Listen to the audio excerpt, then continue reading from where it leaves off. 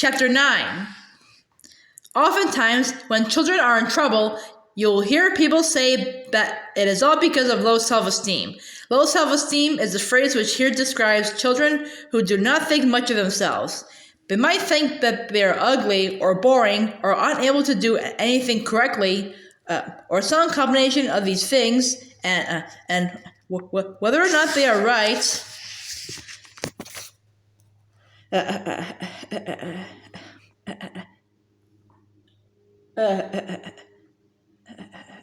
You can see why those sort of feelings might lead one into trouble. In the vast majority of cases, however, getting into trouble has nothing to do with one's self-esteem. It usually has much more to do with whatever is causing the trouble. A monster, a bus driver, a banana peel, killer bees, the school principal, than what you think of yourself. And so it was as Violet and Sunny Baudelaire stared at Count Olaf, or as the nameplate on his desk said, Shirley. Violet and Sunny had a very healthy amount of self-esteem. Violet knew she could do things correctly because she had invented many devices that worked perfectly. Sunny knew she wasn't boring because her siblings always took an interest in what she had to say. And both Baudelaire sisters knew that they weren't ugly because they could see their pleasant facial features reflected back at them in the middle of Count Olaf's shiny eyes. But it did not matter that they thought these things because they were trapped. Why, hello there, little girls, Count Olaf said in a ridiculously high voice, as if he were really a receptionist named Shirley, instead of an evil man after the Baudelaire fortune. What are your names? You know our names, Violet said curtly, a word which here means tired of Count Olaf's nonsense. That wig and that lipstick don't fool us anymore. Then your pale brown dress and sensible beige shoes. You're Count Olaf. I'm afraid you're mistaken, Count Olaf said. I'm Shirley. See this nameplate? Feedy!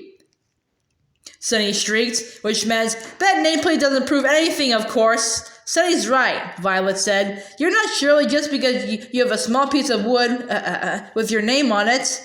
I'll tell you why I'm Shirley, Count Olaf said. I'm Shirley because I would like to be called Shirley, and it is impolite not to do so. I don't care if we're impolite, Violet said, to such a disgusting person as yourself. Count Olaf shook his head. But if you do something impolite to me, he said, then I might do something impolite to you, like, for instance, tearing your hair out with my bare hands. Violet and Sunny looked at Count Olaf's hands. They noticed for the first time that he had grown his fingernails very long and painted them bright pink as part of his disguise. The Baudelaire sisters looked at one another. Count Olaf's nails looked very sharp indeed. Okay, Shirley, Violet said. You've been lurking around Paltryville since we arrived, haven't you? Shirley lifted a hand to pat her wig into place.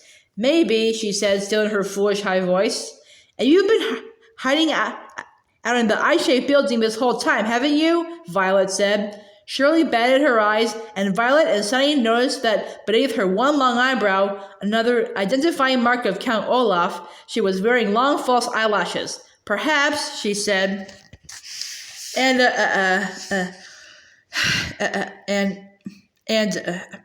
you're in cahoots with Dr. Orwell, Violet said, using a phrase which here means working with in order to capture the Baudelaire fortune. Aren't you? Possibly, Shirley said, crossing her legs and revealing long white stockings imprinted with a pattern of an eye. Poppinch, Sunny shrieked. Sunny means, Violet said, that Dr. Orwell hypnotized Klaus and caused that terrible accident, didn't she? Conceivably, Shirley said. And he's been hypnotized again, right now, isn't he? Violet asked. It's within the bounds of the imagination, Shirley said. Violet and Sunny looked at one another, their hearts pounding. Violet took her sister's hand and took a step backward toward the door. And now, she said, you're going to try to whisk us away, aren't you? Of course not, Shirley said. I'm going to offer you a cookie like a good little receptionist. You're not a receptionist, Violet cried. I certainly am, Shirley said. I'm a poor receptionist who lives all by herself and who wants very much to raise children of her own. 3 children, in fact. A smarty-pants little girl, a hypnotized little boy, and a buck-toothed baby. Well, you can't raise us, Violet said. We're already being raised by Sir. Oh, he'll hand you over to me soon enough, Shirley said, her eyes shining brightly. Don't be Violet said, but she stopped herself before she could say Sir. She wanted to say Sir. She wanted to say Sir wouldn't do a thing like that, but inside she wasn't so sure. Sir had already made the 3 Baudelaire sleep in one small bunk bed. He had already made them work in a lumber mill. And he had already only fed them gum for lunch. And as much as she wanted to believe that it was absurd to think that he would simply hand the Baudelaire orphans to Shirley, Violet was not certain. She was only half sure, and so she stopped herself after half a word. Ab, said a voice behind her. What in the world does the word ab mean? Violet and Sunny turned around and saw Dr. Orwell leading Klaus into the waiting room. He was wearing another new pair of glasses and was looking confused. Klaus! Violet cried. We were so worried She stopped herself before she could say out when she saw her brother's expression. It was the same expression he had the previous night when he finally came back from his first appointment with Dr. Orwell. Behind his newest pair of glasses, Klaus had wide, wide eyes and a dazed and distant smile, as if his sisters were people he did not know so well. There you go again with Ab, Dr. Orwell said. Whatever in the world does it mean? Ab isn't the word, of course, Shirley said. Only a stupid person would say a word like gab. They are stupid, aren't they? Dr. Orwell agreed, as though they were talking about the weather instead of insulting young children. They must have very low self-esteem. I couldn't agree more, Dr. Orwell, Shirley said.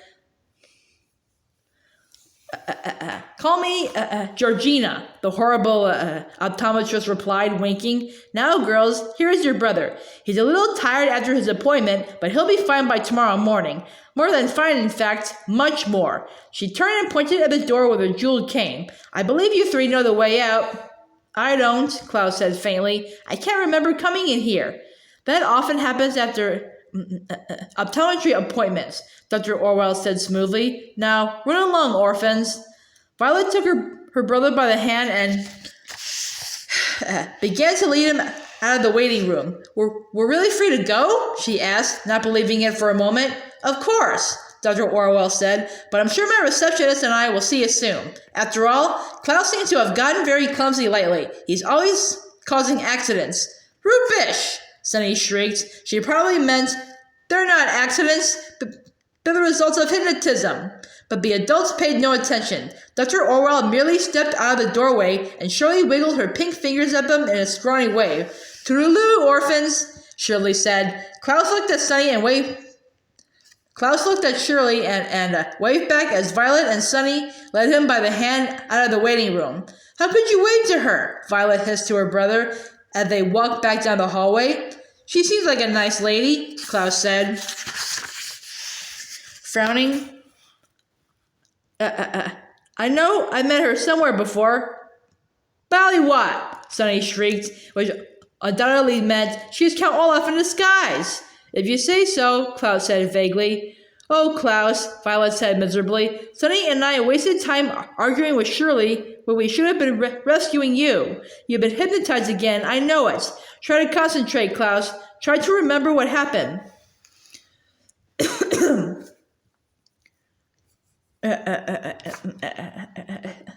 I broke my glasses, Klaus said slowly, and then we left the lumber mill. I'm very tired, Veronica. Can I go to bed? Violet, Violet said. My name is Violet, not Veronica. I'm sorry, Klaus said. I'm just so tired.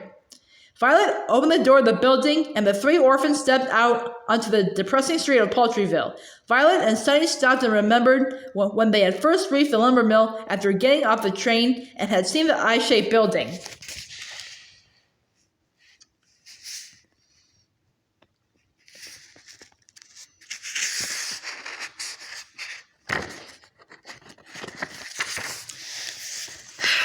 Their instincts had told them that the building was trouble, but the children had not listened to their instincts. They had listened to Mr. Poe.